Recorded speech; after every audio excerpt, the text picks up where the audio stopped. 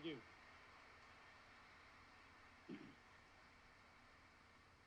Thank you, John. To be here on this day is such an incredible, special honor, and one that I might not have expected just a short time ago.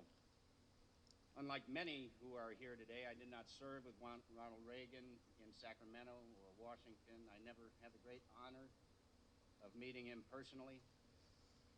Although I have lived in Southern California since 1987 for reasons I really can't pinpoint, it wasn't until 2005 that I first came to visit this remarkable building. It was love at first sight. I felt so strongly the flame of the man this place enshrines. And touring this library, one is humbled at what an amazing life Ronald Reagan had. You feel such a connection to him here. A sense of connection for me also comes from an earlier chapter in his life. He was an actor, born in Illinois. I'm an actor, also born in Illinois. But when I consider how he went from where I am to the pinnacle of the free world, I'm in awe. The life story of Ronald Reagan is truly worthy of its own 10-part miniseries. So many incredible chapters and episodes. When he first stepped off that train here in California, could he ever have imagined where his life's journey would take him?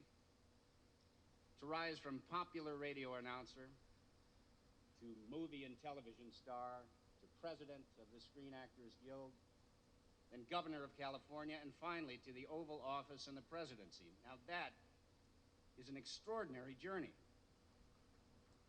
But Ronald Reagan was an extraordinary man. In his autobiography, An American Life, he tells the story of his first entrance into Hollywood under contract with Warner Brothers. Of course, at that time, he went by the name Dutch Reagan and was fairly well known in the Midwest as a sports broadcaster. And shortly after Jack Warner viewed his first screen test, Dutch remembers getting a telegram from his agent, Bill Michaeljohn. Warner's offers contract 7 years. Stop. 1 year option. Stop. Starting at $200 a week. Stop. What shall I do? Michaeljohn. He wrote back immediately, sign before they change their minds. Dutch Reagan. He then began a series of meetings with various departments at Warner Brothers. Makeup. Where'd you get that haircut? Looks like somebody cut it with bowl number 7. Wardrobe. Your shoulders are too big and your head is too short for your neck. And the first item on the agenda with the publicity department was choosing his name. In his book, he writes, one of them said, Dutch Reagan? You can't put Dutch Reagan on a marquee. I never liked my first name, and in school and on the radio, I always used my nickname. But I made a spot decision that I'd be happier using my real name than some moniker dreamed up by a press agent, and so I ventured on inquiringly. How about Ronald? Ronald Reagan. They looked at each other and began repeating it to one another. Ronald Reagan. Ronald Reagan. Hey, that's not bad. Pretty soon you would have thought that they had thought it up. Everyone began chiming in their agreement, and so it was decided then and there that I could remain Ronald Reagan. And he sure did. He always remained true to his ideals and principles, and our country and the world are better for it. He experienced so many changes in our country throughout his life. He watched as films went from silent to sound, and he often told of Harry Warner's reaction to the news in the late 20s that Warner Brothers had embraced talkies.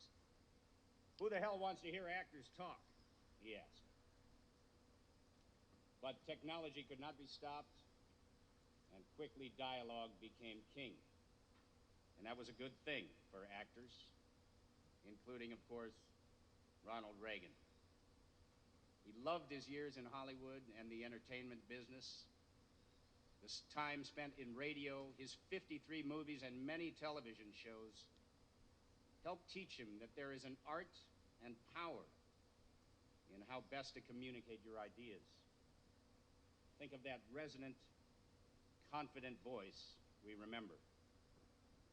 Later, as our national leader, that same voice became something we wanted and needed to hear. His common sense and thoughtful solutions to the problems we faced, his bold and inspiring vision of what America could be, his hopes and dreams for a future of all men living in peace and freedom. And yes, his laugh and soothing tones. Another sense of connection for me comes with my USO work. We all know how seriously he approached his duty as Commander-in-Chief. He felt a deep obligation to and kinship with what he called the best damn kids who served in our armed forces.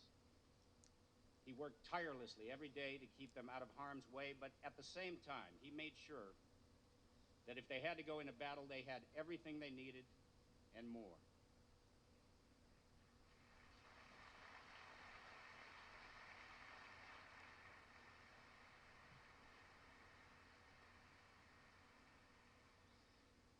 He cared about them, and they knew it.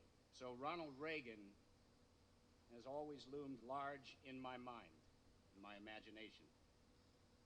Whenever I visited this truly hallowed place, I felt a kinship and urge to be a part of it.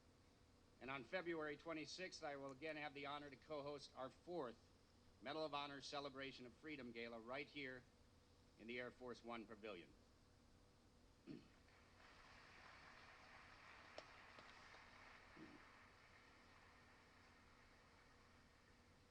At the second gala, I had the great pleasure of meeting Mrs. Reagan and was soon honored after when I received an invitation to host the online tour of the library on the Reagan Foundation website. So I love this place, and I thank you, Mrs. Reagan, for asking me. I will always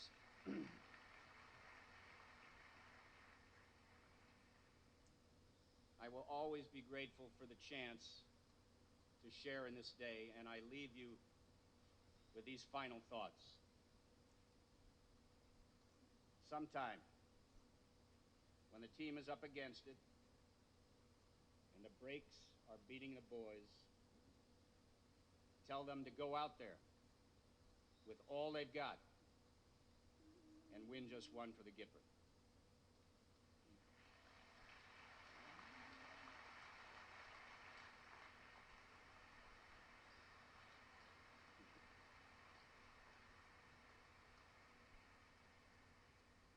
You know, being here, it doesn't feel like he's gone. It doesn't feel like it's been 100 years. So happy birthday, Mr. President. God bless you, sir, and God bless the United States of America you so loved. Thank you.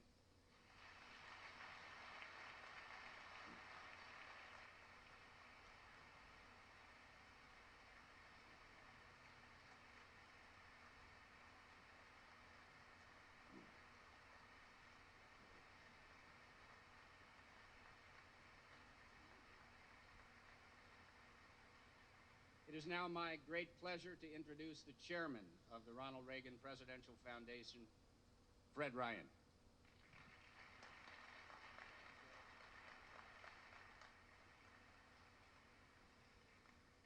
Mrs. Reagan, 21